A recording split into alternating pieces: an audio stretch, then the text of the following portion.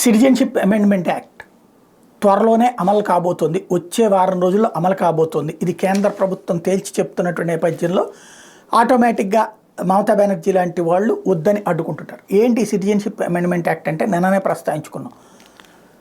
పాకిస్తాన్, ఆఫ్ఘనిస్తాన్, బంగ్లాదేశ్ ఈ దేశాలలో మత వివక్ష కారణంగా అన్యాయానికి గురైనటువంటి భారతీయ మూలాలు ఉన్నాయి. అంటే అవన్నీ ఒకప్పుడు భారత్లో భాగమే.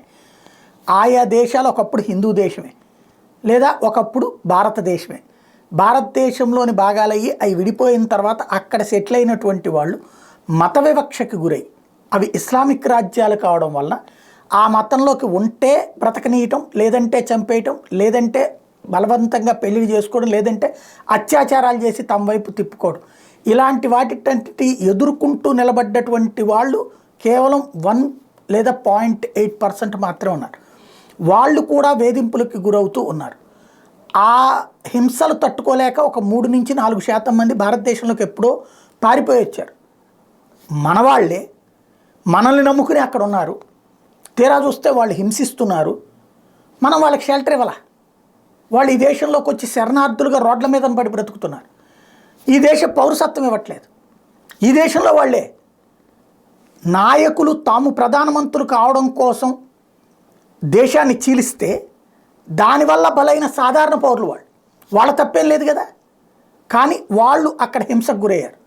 వాళ్ళు పారిపోయి ఈ దేశానికి వస్తే పౌరసత్వం ఇవ్వకుండా ఏడిపించుకు తింటున్న వాళ్ళకి ఈ దేశ పౌరసత్వం ఇస్తానన్నటువంటిదే citizenship amendment act. Bangladesh, Pakistan, అట్లాగే మన ఆఫ్ఘనిస్తాన్ ఈ 3 దేశాల్లోని హిందువులు, బౌద్ధులు, జైనులు, సిక్కులు, క్రైస్తవులకు కూడా ఈ దేశంలో పౌరసత్వం ఇస్తాం. ఇది ఈ దేశపు మూలాలు ఉన్నవాళ్ళు అక్కడ మత వివక్షకు గురవుతున్నారు కాబట్టి. కానీ వాళ్ళకి పౌరసత్వం ఇచ్చేస్తే, వాళ్ళకి ఓటు హక్కు వచ్చేస్తే తమ ఓట్లకి గండి అన్నటువంటి ఉద్దేశంతో మమతా బెనర్జీ లాంటి వాళ్ళు అడ్డుపడుతున్నారు. అట్లాగే అస్సాము లాంటి ఈశాన్య రాష్ట్రాల్లో అడ్డుపడుతున్నారు. కాంగ్రెస్ పార్టీ అడ్డుపడుతుంది. విచిత్రం ఏంటంటే శరణార్థులుగా వచ్చినటువంటి హిందువులు, బౌద్ధులు, జైనులు, సిక్కులు, క్రైస్తవులకి మాత్రం పౌరసత్వం ఇవ్వద్దు, ఓటు హక్కు ఇవ్వద్దు. కానీ దొంగచాటుగా డబ్బులిచ్చి చొరబడ్డ వాళ్ళని తీసుకెళ్ళి బొక్కలో తోయాలి. కానీ చొరబడి ఇక్కడికి వచ్చిన వాళ్ళకి ఇళ్ళు ఇచ్చి, ఉపాధి అవకాశాలు ఇచ్చి, ఉద్యోగ అవకాశాలు ఇచ్చి, వాళ్ళకి ఓటు హక్కు ఇచ్చి ఓట్లు వేయించుకుంటున్నారు మమతా బెనర్జీ లాంటి వాళ్ళు, కేజ్రీవాల్ లాంటి వాళ్ళే ఇప్పుడు సిటిజన్షిప్ అమెండ్మెంట్ యాక్ట్ని అడ్డుకునే ప్రయత్నం చేస్తున్నారు.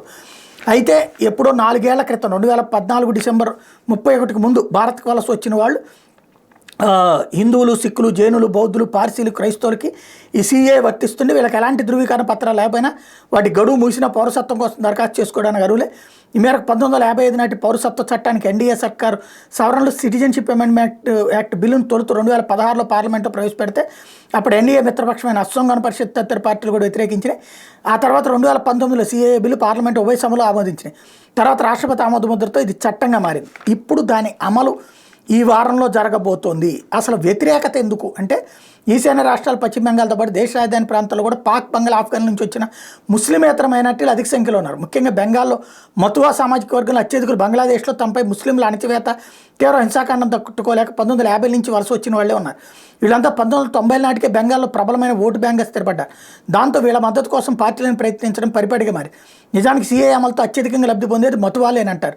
ఈశాన్య రాష్ట్రాల్లోనూ బంగ్లాదేశ్ నుంచి ఎంతోమంది అక్రమంగా ప్రవేశించారు. సిఏ అమల్లోకి వస్తే వీళ్ళంతా ఎలాంటి ధృవీకరణతో నిమిత్తం లేకుండా నేరుగా భారత పౌరసత్వం పొందుతారు. అలా చేస్తే వీళ్ళంతా మెజారిటీ పౌరులుగా మారుతారని స్థానికులు అంటాం కాదు, అక్కడున్న ముస్లింలు అంటున్నారు. అది అసలు గొడవ. వాళ్ళ కోసం అంటే చొరబడ్డ వాళ్ళ కోసం శరణార్థులుగా వచ్చినటువంటి వాళ్ళని వేధిస్తున్నాం అనమాట.